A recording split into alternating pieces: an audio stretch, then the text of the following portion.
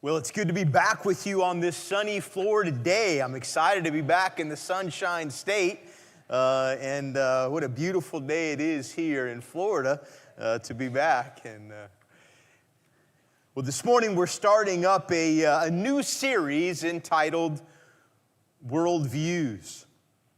We live in a culture that is moving as fast as it can to redefine reality and rewrite the nature of right and wrong. And as followers of Jesus Christ, how are we to deal with the transformation of our society? And what happens when Christ and culture collide? And how are we to respond as Christians? In this new series, my hope is that we will learn together the Bible's answers to the biggest questions in life, many of which you guys already understand, and the most pressing issues of our day. And most importantly in this series, my hope is that you will begin to think biblically about these critical issues. Our willingness to stand as believers and stand up against these cultural shifts will empower us to stand firm for the gospel as we seek to share the good news of God's love in Christ to an increasingly lost and dying world. What is a worldview?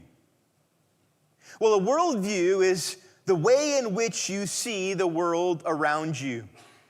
I gave you guys a little handout there that you can follow along with some of these key points. And the first definition I set out before you. A worldview is the set of beliefs about the fundamental aspects of reality that ground and influence a person's perceptions, their thinking, their knowing, and believing.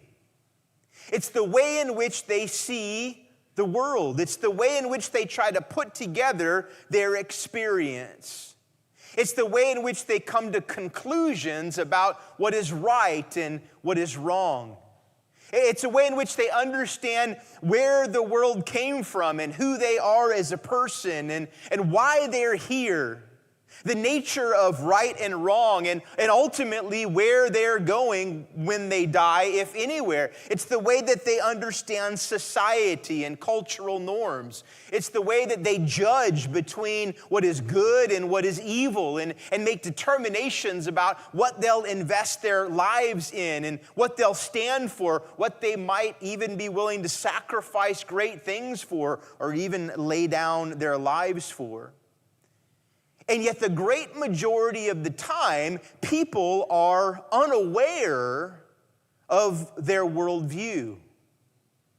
We don't, in our society, do a very good job of building a holistic worldview in the minds and lives of people as they're educated. Parents are often ill-equipped to pass on their view of the world to their children because they don't always fully understand how they see the world themselves. They might understand how they view a certain thing that's kind of distinct over here on its own, but they don't always understand how their belief in this way should shape or does shape or needs to shape their belief in other things. A worldview at its best is a comprehensive vision of the world that's coherent, that fits together. Your fundamental belief at one point should be connected to the other beliefs that you have, and those beliefs should be supported by the truth claims that you've committed your life to. And hopefully those claims are grounded not simply in your own subjective thinking about things, but in reality itself.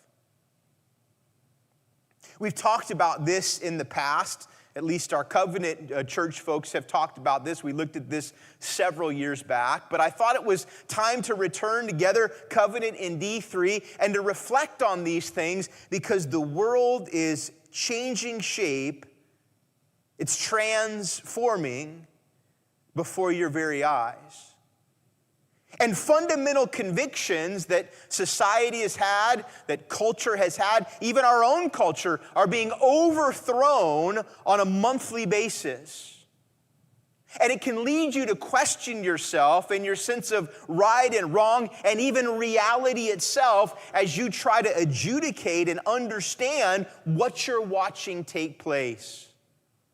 And as Christians, especially, it's a challenge in what has become very clearly a post-Christian culture. What is a worldview? We're going to look at that in the weeks ahead. We're going to talk a little bit about it today. I'm going to introduce the key concepts that define a worldview to you today, and then we're going to flesh those things out in the weeks ahead. And then we're going to step in and look at some of the critical issues that are pressing in upon us and have been for the past couple years, and ask the question, how are we to answer those things biblically based on a Christ-centered, biblically grounded worldview? Before we do that, I want to look at an exchange between Pilate and Jesus. It's an exchange that's found in John chapter 18, verses 33 through 38. This is the trial of Jesus Christ before the Roman governor of Judea, the representative of the dominant culture in Jesus' day. Certainly the Jews had their own culture. It was very distinct from the Roman culture. They were kind of outcasts as far as that went. And their ways were seen as backward and very strange. But the Roman emperors had made a space for Jews because of the ancient nature of their belief system. But here as Jesus stands before Pilate, should be fighting for his life here, as the decision of this conversation will determine whether he lives or dies, you find Jesus Christ, our Lord and Savior, face to face with a representative of the culture, the dominant culture of Jesus' day. And we find a very enlightening exchange. And it's an exchange that revolves around worldviews. Here's the exchange. John 18:33 and following. So Pilate entered his headquarters again and called Jesus to him. "Are you the king of the Jews?" Jesus answered, "Do you say this of your own accord, or did others say it to you about me?" Pilate answered, "Am I a Jew? Your own nation and the chief priests have delivered you over to me. What have you done?" Jesus answered, "My kingdom is not of this world. If my kingdom were of this world, my servants would have been fighting, that I might not be delivered over to the Jews, but my kingdom is not from the world." Then Pilate said to him, "So you are a king?" Jesus answered, "You say that I am a king." Pay attention. "For this purpose I was born, and for this purpose I have come into the world, to bear witness to the truth. Everyone who is of the truth listens to my voice." Pilate said to him, "What is truth?" And after he said this, he went back outside to the Jews and told them, "I find no guilt in him."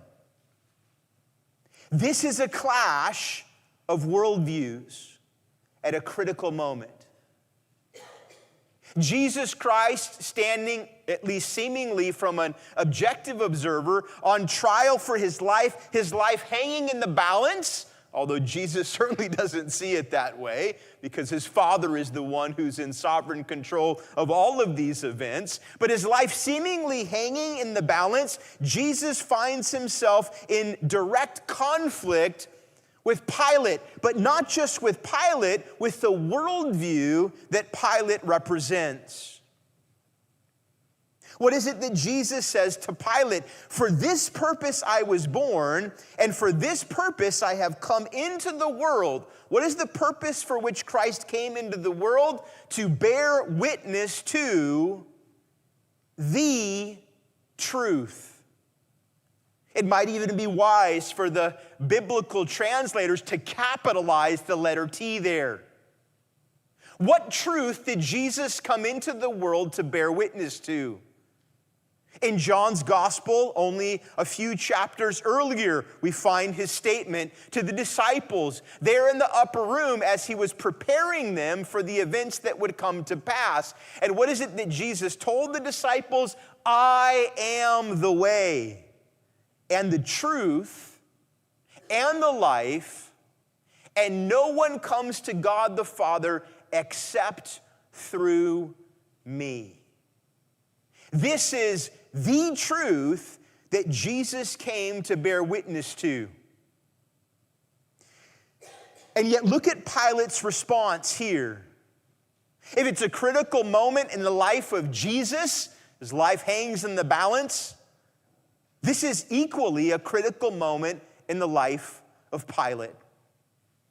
He stands before Jesus the Christ. Unwittingly, he stands before the God who made him, although he doesn't understand that.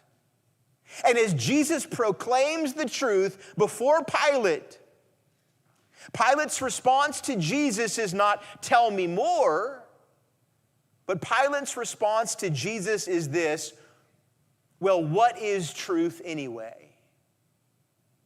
Pilate had grown up in a culture, in a worldview that had a low view of truth. He would have been educated by Roman philosophers who, even in that generation, were coming to argue that truth was simply relative.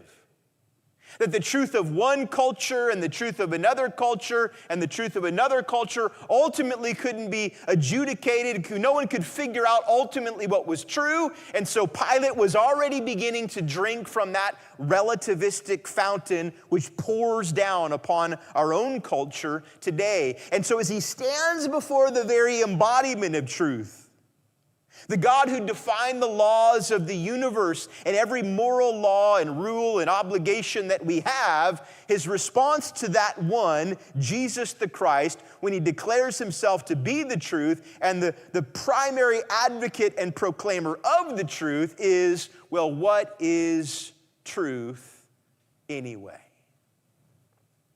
You live in a culture like the culture that Pilate was from that has come to relativize the truth with claims that there is no such thing as truth that we can put our hands on, but that rather we must make our own truth in our own ways, that we must live our own values in our own lives for our own means. And you're beginning to see the springing up of that viewpoint throughout our society today. How do you understand it from a biblical perspective? How do you see the world and the way in which they're thinking and how it differs from your own? How do you keep yourself from drinking the Kool-Aid and becoming confused and becoming dull in mind and unclear in sight as the waters of our society are filled with the dirt of lies and misinformation and malinformation and deceit? Well, our goal in this series will begin to equip you to better do that very thing. Because truth matters. The ultimate truth, that Jesus Christ is the way, the life, and the truth, matters more than any other truth that the world will have ever seen or heard. And you are those who are called to proclaim the truth, to stand for the truth, to stand upon the truth, and to share the truth. Not in a brazen and harsh way, but in a gracious way. But sharing the truth and grace in a culture that pushes back against it, that wants nothing to do with it, is not an easy task, and it will become more and more difficult in the months and years ahead. And so you need to begin to see the culture more and more clearly, especially our younger generation. And that's the goal of what we're going to be doing in the days ahead. We've talked with you last series about how to share your faith.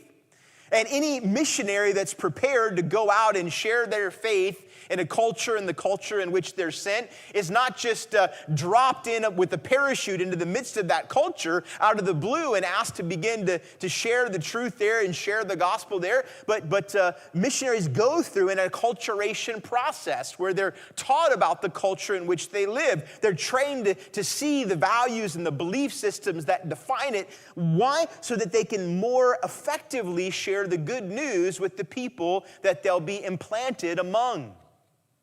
And because our culture has shifted so quickly in the past few years, and for many of us, we're a step away from maybe the generation that's leading that curve, it's time to examine what the culture is doing around us and where it's going. Why? To better equip you to share your story, and more importantly, to share the truth with the culture in which the Lord has placed you, and in the lives of the people alongside of whom God has placed you. And so we're going to begin by talking about this concept of a worldview. As I said, a worldview is a view of the fundamental aspects of reality. Look at your sheet there. There's 5 critical questions or key questions that make up a worldview. The first question is the question of origin. Where did I come from? And usually that's combined with where did the world come from? Where did everything come from? The question of origin. The second question is the question of identity. Who am I? What makes me up? What are my constituent elements? As I live in this world that I find myself in, what does it mean to be a human person? The question of purpose. Why am I here? And almost immediately you can see that these questions are all connected together. The answer to one question is going to lead you in a certain direction as you seek to answer the other questions. The question of purpose. One of the great conundrums of the world in which we live today is that the great majority of people live without purpose. They live without a sense of why they're here or what the goal of life is. And so they focus their entire lives on insignificant and irrelevant things that will not last. And they don't find satisfaction in those things because those things cannot satisfy. Where did I come from? Who am I? Why am I here? Origin, identity, purpose. And the final two, the question of morality and the afterlife. Morality, obviously, what is right and what is wrong? Do right and wrong even exist? Is there an objective moral standard that we should all be held to? Or is all moral claim simply subjective, things that are made up to control people, and we don't have any requirement to be subject to moral claims at all? And then finally, what happens when we die? Where are we going from here, if anywhere at all? Does our life in this world at all impact where we're going or how we will live in the life to come? Or is this life all that there is? Hopefully you can see in those 5 questions, 5 of the key issues that are going to confront every human being as they grow up in life. I remember just the way that I'm shaped, that these questions became important to me in 7th and 8th grade. That's when my mind began to reflect upon these great questions. Now, my hope is that I'm assuming that many of you have reflected on these questions as well. You know, and as I grew up in junior high and began to reflect on these questions, I would look into the classroom and listen to the teachers, and so often we would not deal with these issues at all.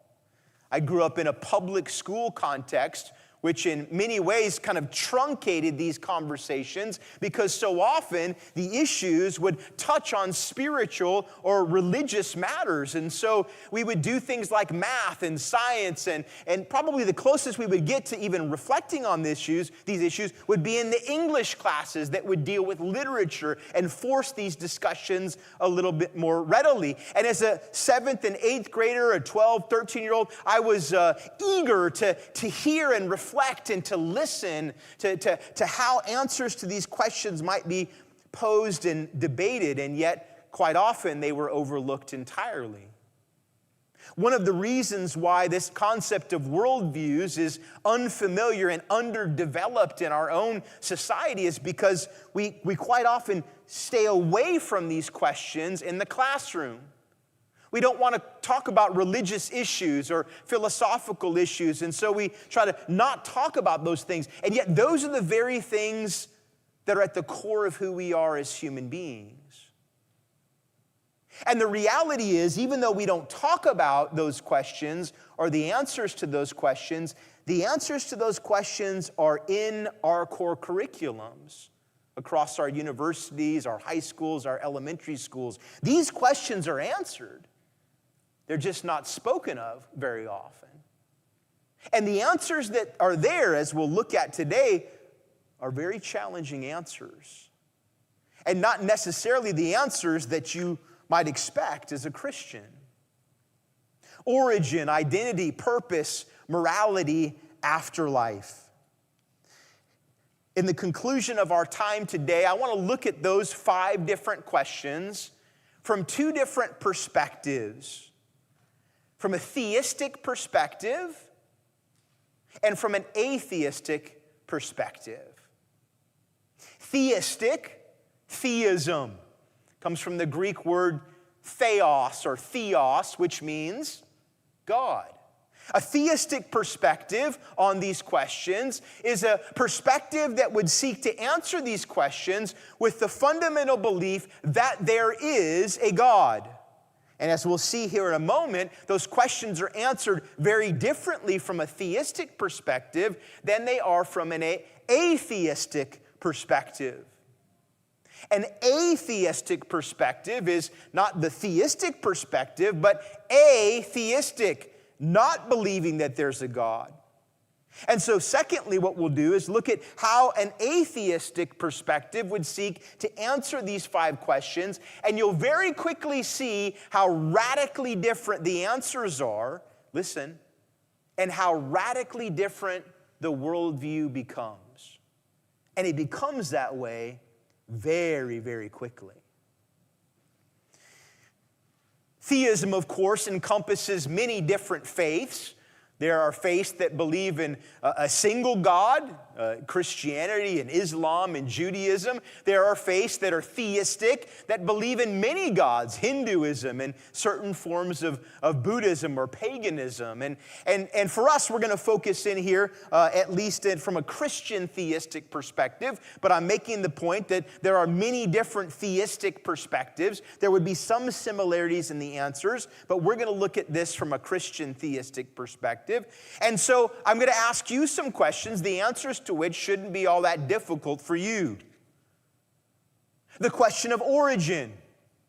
Where does the world come from in a Christian theistic worldview? What's the answer? What's that? Created by God, right?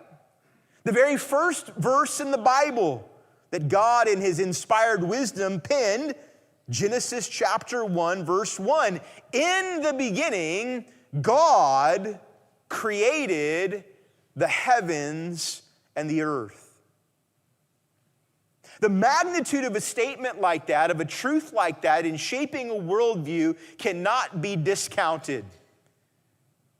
The Christian conviction is that this world, this universe, is not the ultimate end in and of itself, but that this creation, this universe, was created by a God who is outside of this universe. And if this universe was created by God, then everything within the universe was created by God, including men and women, and every other creature that we see. So from a theistic perspective, that first question of origins, so easy to answer, is answered affirmatively that the world was created by God. The scriptures go on, and we'll see it here in the next question, to tie in the origin of the universe created by God to the identity of men and women. And you know there in Genesis, again, in that familiar passage, that God created the world, He created all things, and then suddenly there, in a very unique moment in the creation narrative in Genesis, we learn that God created man and woman, and He created man and woman what?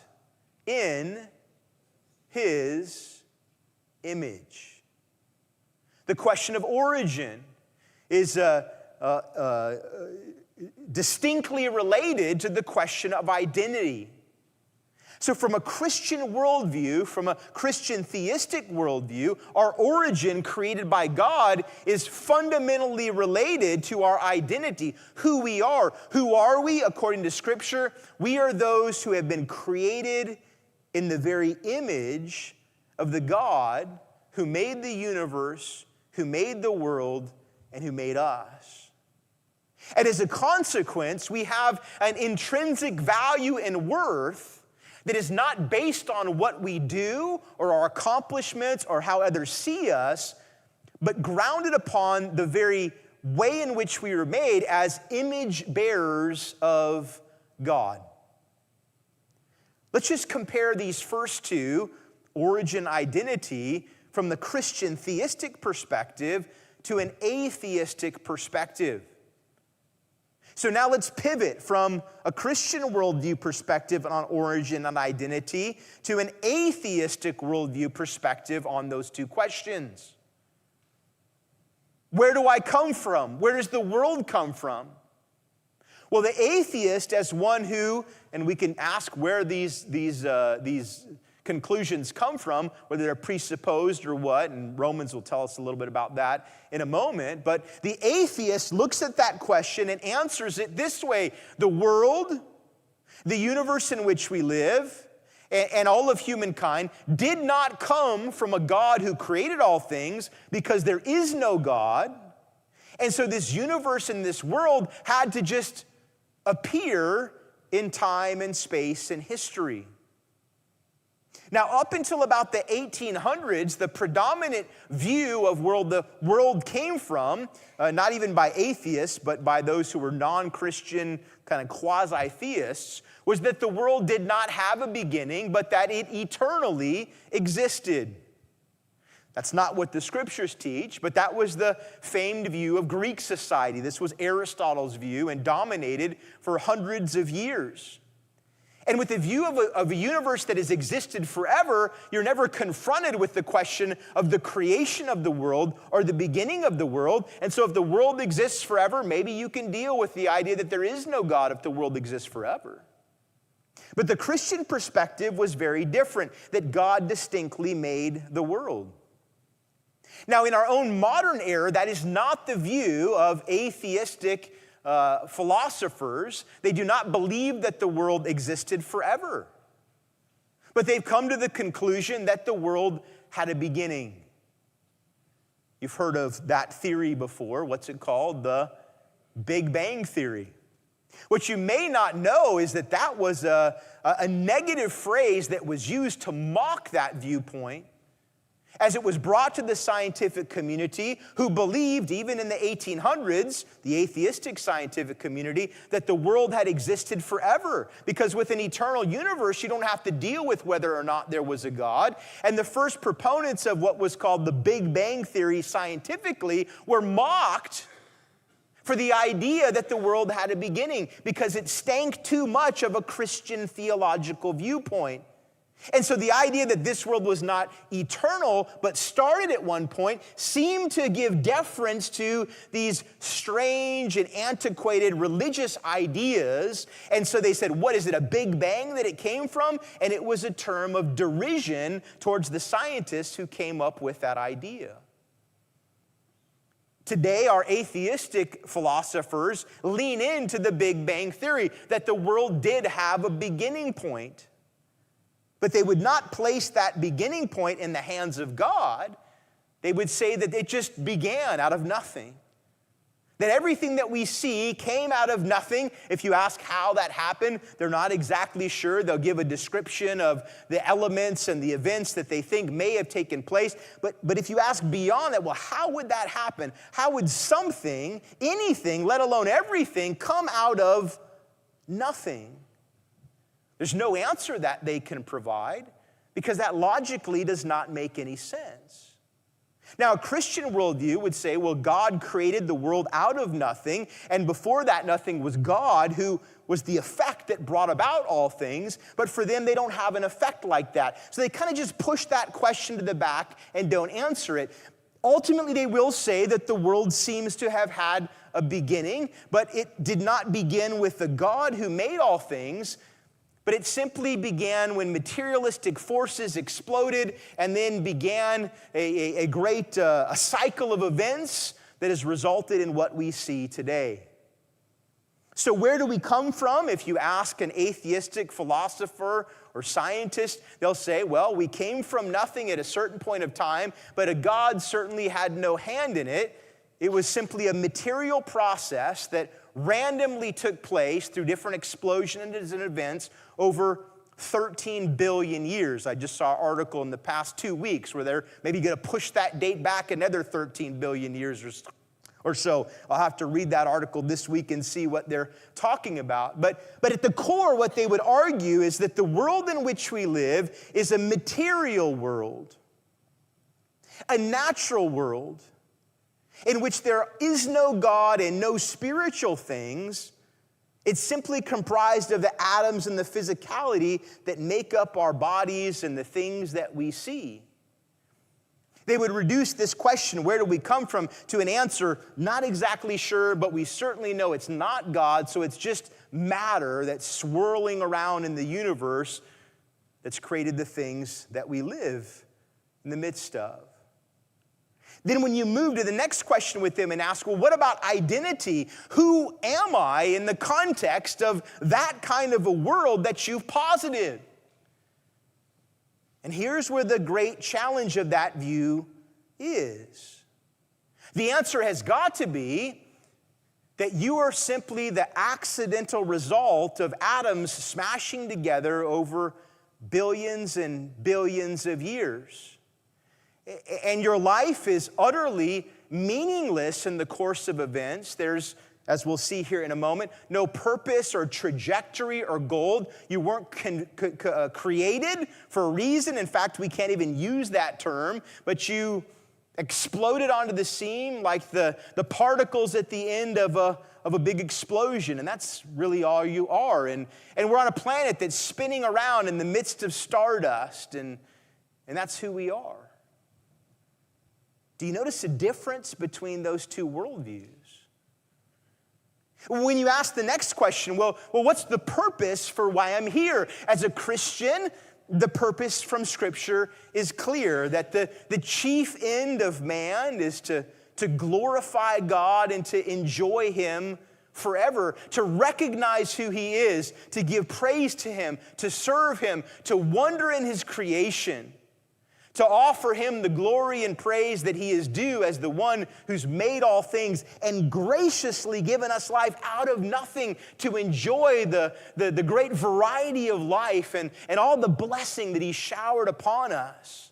For us as believers, a great deal of that purpose in this fallen world is to share the truth of the gospel to a culture that's living as cosmic orphans, unaware of their origin or their identity or their purpose. That would be our calling as Christians. For the atheistic thinker, when the question is asked, well, what's the meaning in life? The answer very quickly, if they're being honest, is this: there is no meaning in life.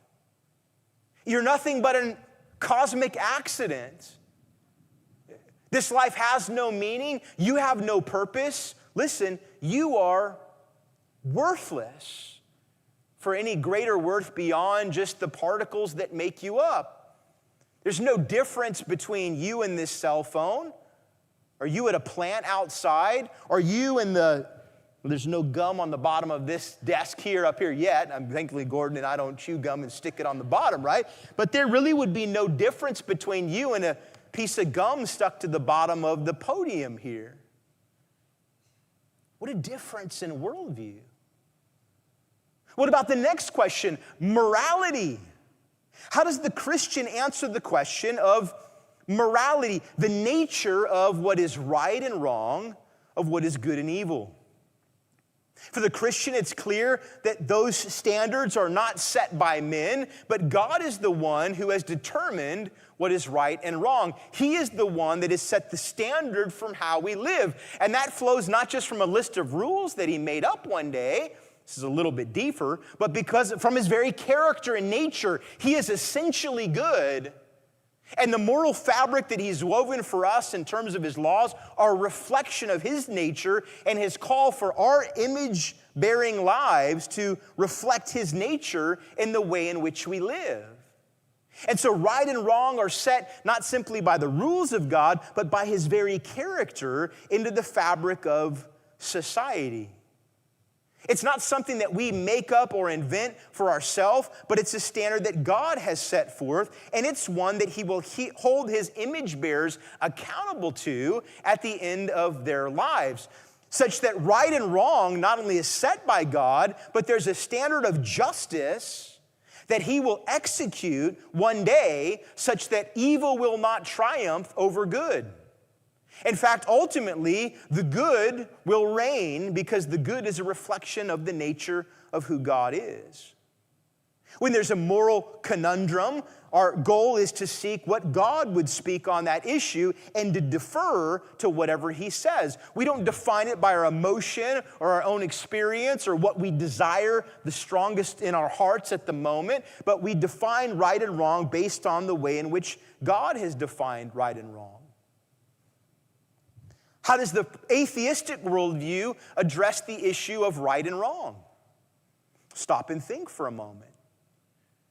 In a universe that's a complete accident and just a swirl of atoms about, that is kicked out as a part of that cosmic explosion, other atoms that have stuck together in this form, there's no sense in which morality has any play whatsoever.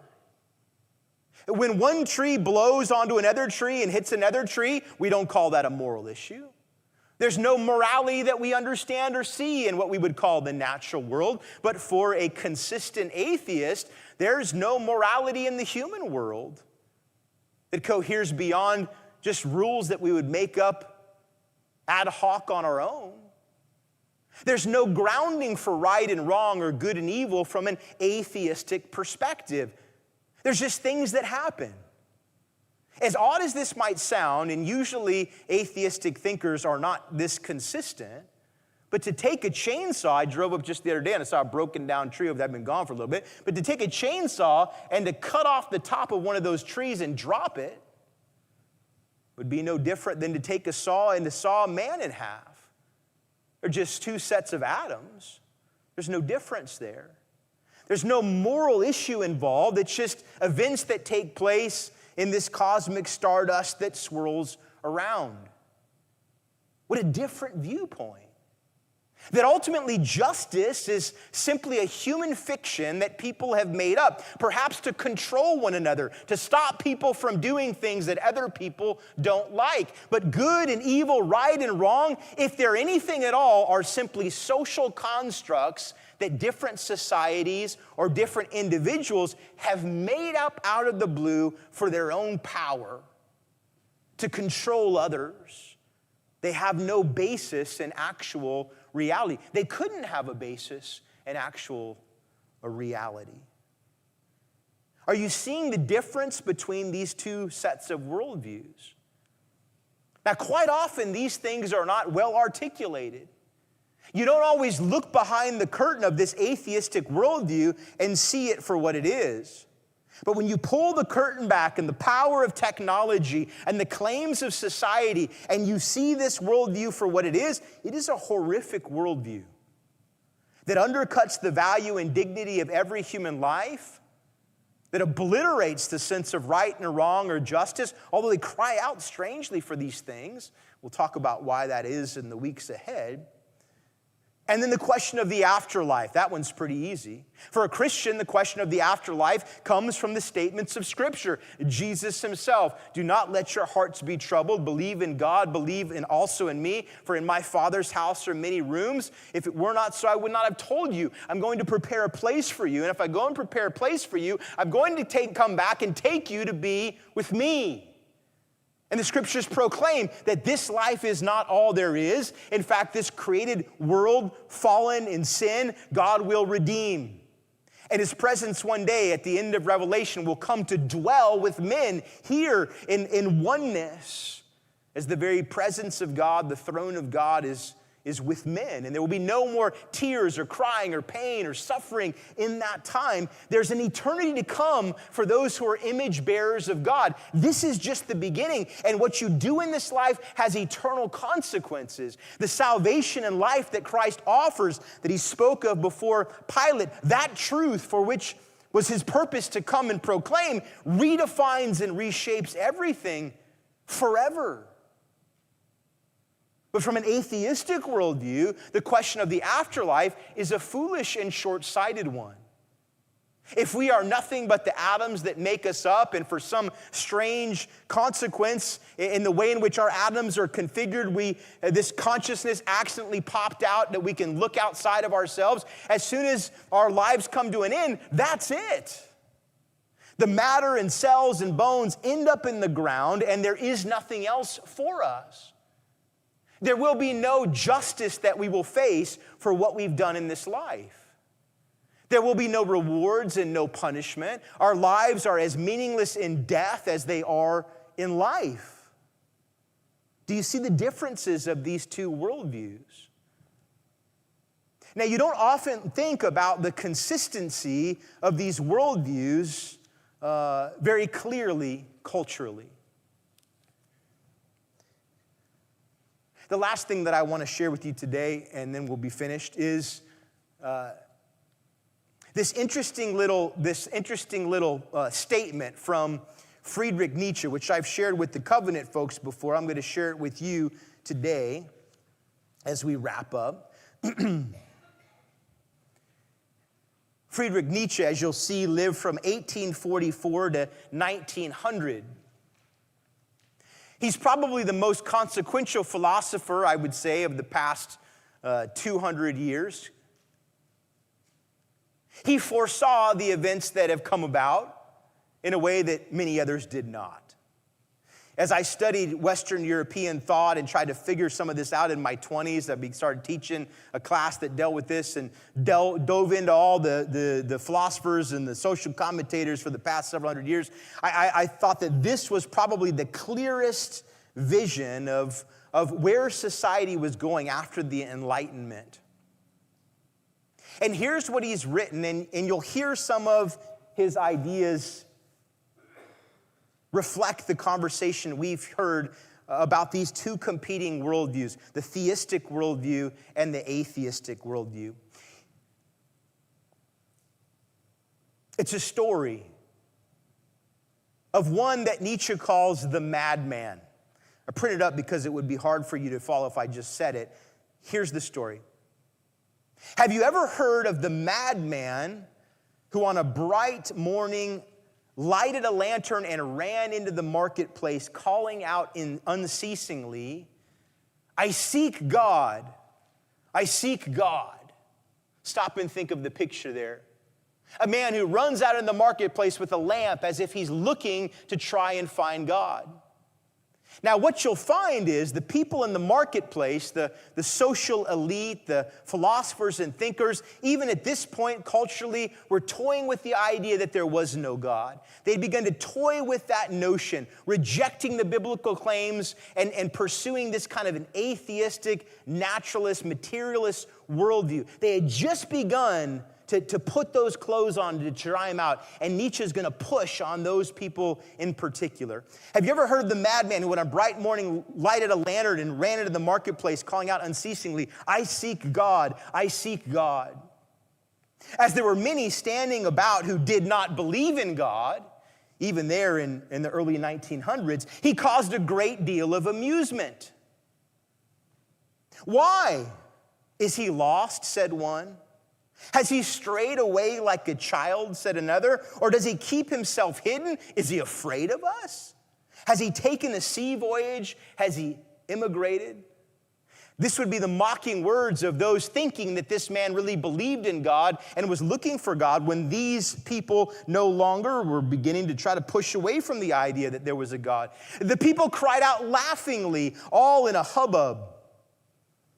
And then the madman jumped into their midst and transfixed them with his glances. Where is God? Where is God gone? He called. I mean to tell you, we have killed him, you and I. We are all his murderers. But how have we done it? How were we able to drink up the sea? Who gave us the sponge to wipe away the whole horizon? What did we do when we loosened this earth from its sun? What is he saying there?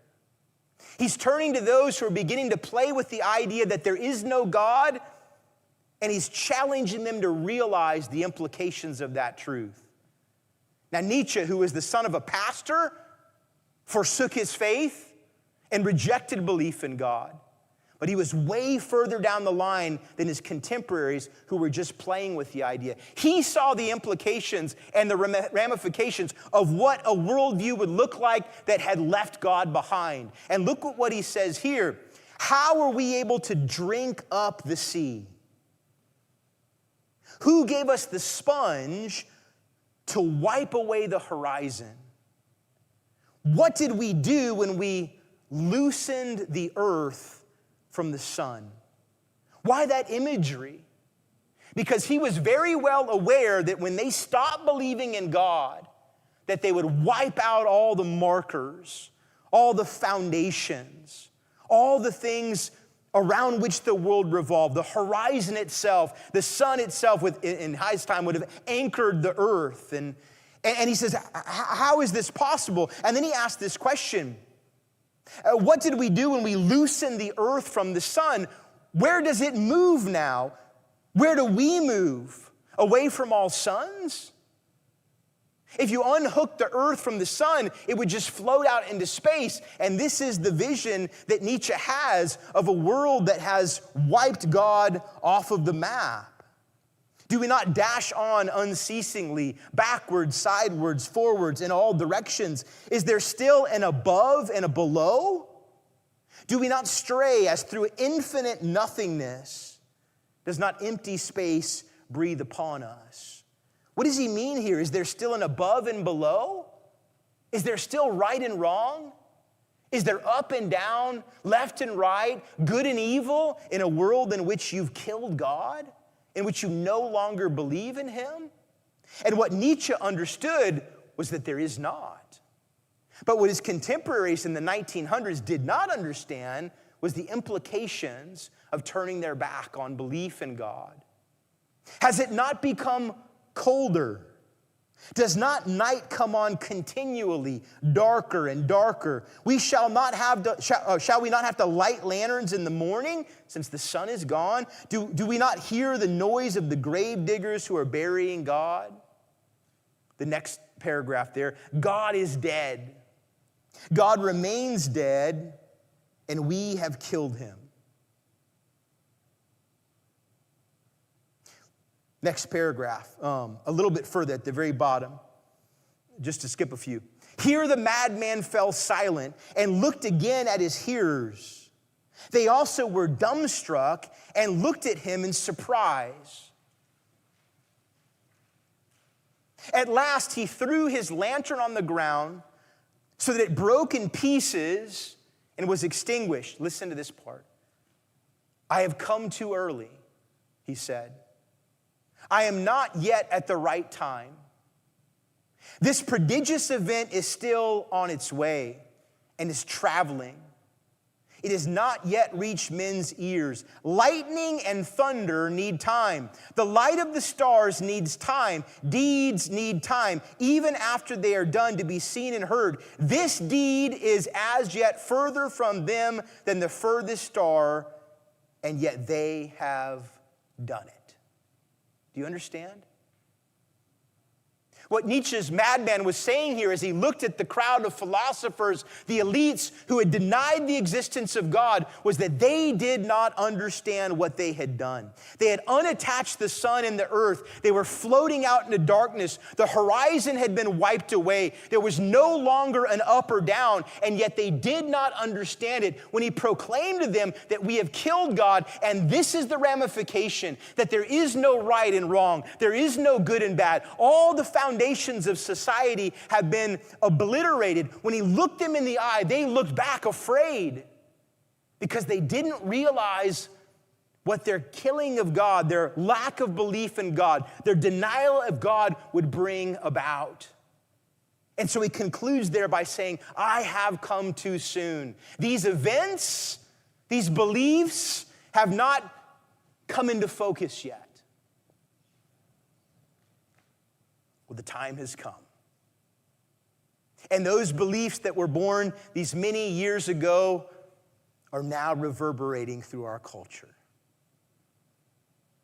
We saw the lightning in the sky here in the 1900s, and now you can hear the thunder in our culture, as right and wrong have been wiped up with a sponge, as good and evil are no more, as boys and girls cannot be said to exist, as men and women, even Supreme Court justices, are confused and unwilling to speak the truth about the most basic of realities.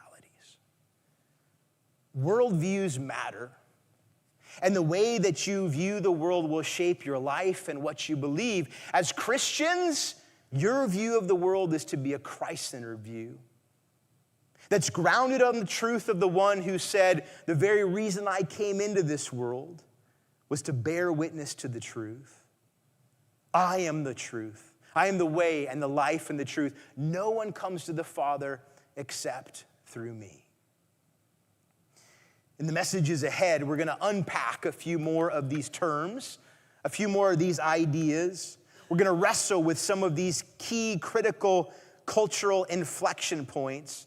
And I'm going to do my best to teach you how to build a Christian worldview that will provide you a firm foundation to proclaim the truth in grace and mercy and love, but with strength and resilience in the face of a culture that has lost its grip on the truth and is losing its grip on reality. Let's close in a word of prayer.